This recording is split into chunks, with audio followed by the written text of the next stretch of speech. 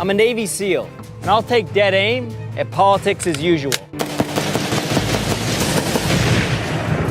In November 2016, almost 1.5 million Missourians voted for Eric Greitens as their governor. Let this adventure begin! But good luck finding most of them today. Greitens had no political experience, but he looked like the perfect political package. Navy SEAL, Rhodes Scholar, humanitarian, and a happily married father of 2.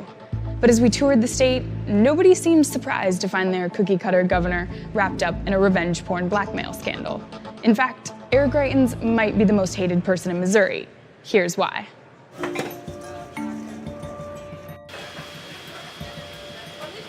If you were to form a right-wing politician, put him in a theater program and spit something out, it'd be him.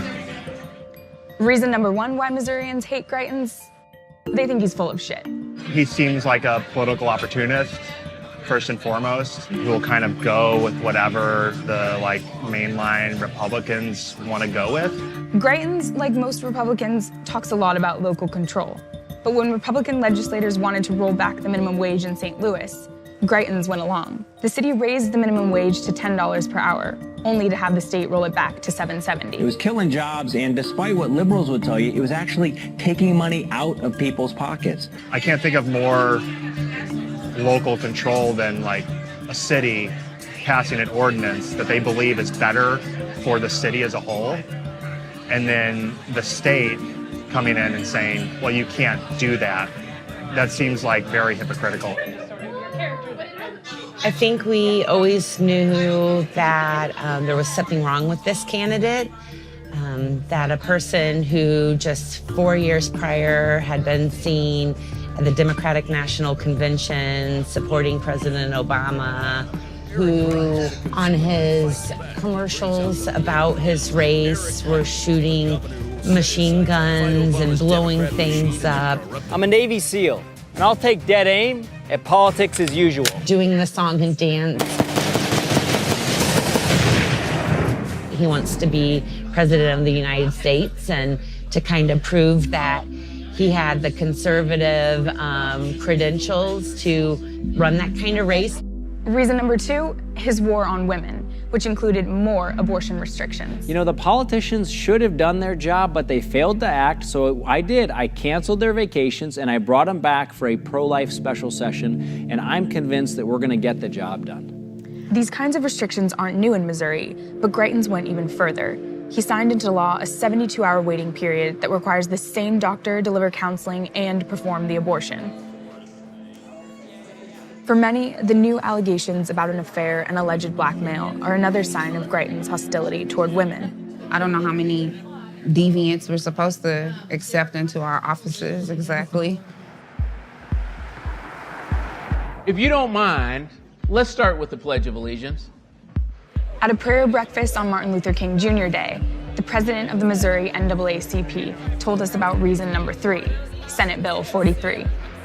What it really did was it changed the nature of civil rights in the state of Missouri. Somebody that's been harassed or discriminated against, they can't sue the person that did it. That's a complete lack of accountability. In my mind, it's akin to Jim Crow. Why did it become law? This is a business bill. It's going to help people or help companies not have to face these high verdicts or high settlements.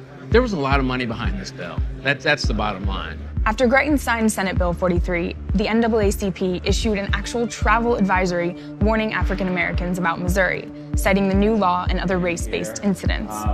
It is truly a joy to be here. So let's come to God in prayer. Let's pray. Number 4, members of the legislature say Greitens' lone wolf style is impossible to work with.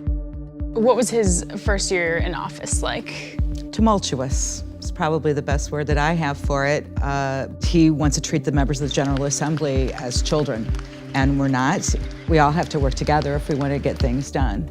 And the governor seems to believe that he doesn't have to participate in that process. One of the clearest instances of when you see his zero political experience come through.